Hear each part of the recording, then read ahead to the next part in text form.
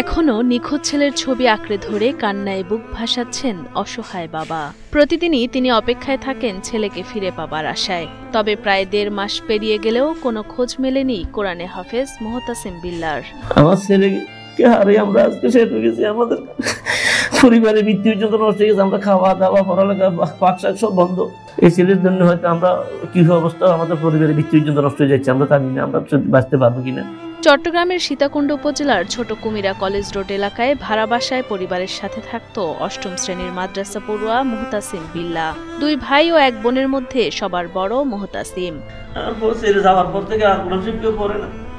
প্রতিদিন সে 3 বার করে কোরআন তেলাওয়াত করতে, এগুলো তার কিতাব এই বইপত্র জান্নাত পড়ে রয়েছে সব সে রাখি গেছে। যেভাবে সে সব থেকে একটা আলাদা থাকতো, তার একটা স্বতন্ত্র ছিল, আলাদা। আর কিন্তু ধরতে দিত না। আজকে সে চলে যাওয়ার পর আর কোরআন শরীফটা কেউ পড়ে না।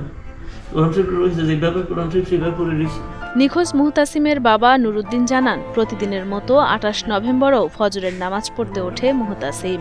তবে সেদিন বাসা থেকে মসজিদে ফজরের নামাজ পড়তে গিয়ে আর বাড়িতে ফেরেনি সে। গত ২৮ নভেম্বর বৃহস্পতিবার আমরা রোজা রাখার পরে সেরি খেয়ে নামাজ পড়ে ঘুমাইছি। আমার ছেলে নামাজ পড়তে ওঠার পরে নামাজ পড়তে যায়, আর বাসায় ফিরে নেই। জানি না কোথায়, কার সাথে কিভাবে কে নিয়ে গেল, কার সাথে চলে গেলো। আজ পর্যন্ত আমার ছেলের কোনো খবর পাইতেছি না। আমার ছেলেটা হাফেজ কোরআন হয়েছে আজকে 2 বছর। তখন হেফজখানায় কোনো সমস্যা নেই। আমার জীবনে আমার ছেলে কোনোদিন একদিনও স্কুল মাদ্রাসায় কোনোদিন অ্যাবসেন্ট ছিল না। প্রত্যেকদিন 3 পারা কোরআন তেলাওয়াত করতো। কোনো কারণ যদি একদিন না করতে পর আবার পরের দিন 6 পারা পড়তো। এত একটা ভালো ছেলে, সে কখনো রাত্রে ওযু বানানো ছাড়া ঘুমায় নাই। আত্মীয় স্বজনের বাড়ি সহ পরিচিত সব জায়গায় খুঁজেও কোনো খোঁজ না পেয়ে থানায় সাধারণ ডায়েরি করেন মুহতাসিমের বাবা নুরুদ্দিন। পরদিন অজ্ঞাত নম্বর থেকে ২ লাখ টাকা মুক্তিপণ দাবি করা হলে প্রশাসনের সাহায্য নিয়েও ছেলের সন্ধান না পাওয়ার কথা জানান তিনি। ২৮ তারিখ আমার ছেলেটা মিসিং হওয়ার পরে ২৯ তারিখ আমার কাছে 10টার দিকে অপহরণের গাড়িরা আমার কাছে ফোন দিয়ে টাকা চায়। ওদের ব্যাপারে আমি থানা ইনফর্ম করি। থানা ওদের মোটামুটি হেফাজতে নিয়ে আসে, কিন্তু আমার ছেলে এখনো পাইতেছি না। আজকে 40 দিন প্রায়। আমি এখন সবার সরকার দৃষ্টি আকর্ষণ করতেছি, আমার ছেলেটাকে যেন সহযোগিতা করে আমার ছেলেটাকে আমার বুকে ফিরিয়ে দেয়। মুহতাসিমের খোঁজ চেয়ে সরকার সহ সকলের কাছে অনুরোধ জানান স্বজন ও মাদ্রাসার শিক্ষকরা। তাদের সবার চাওয়া আদরের ছেলেটি ফিরে আসুক বাবা মায়ের বুকে।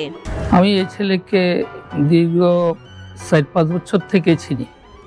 এই ছেলে এখানে ক্লাস 4 পড়েই আবার হেফজ গেছে। হেফজখানার থেকে আবার 7-এ ভর্তি হইয়া ক্লাস 8-এ উঠছে। এখান থেকে সে বার্ষিক পরীক্ষায় অংশগ্রহণও করেছে 2 বিষয়। এরপর থেকে সকালবেলা সে ঘর থেকে বেরিয়েছে, এই পর্যন্ত তার কোনো খোঁজখবর পাওয়া যাচ্ছে না। আমি তার সঠিক খোঁজটা পাওয়ার জন্য আশা রাখি।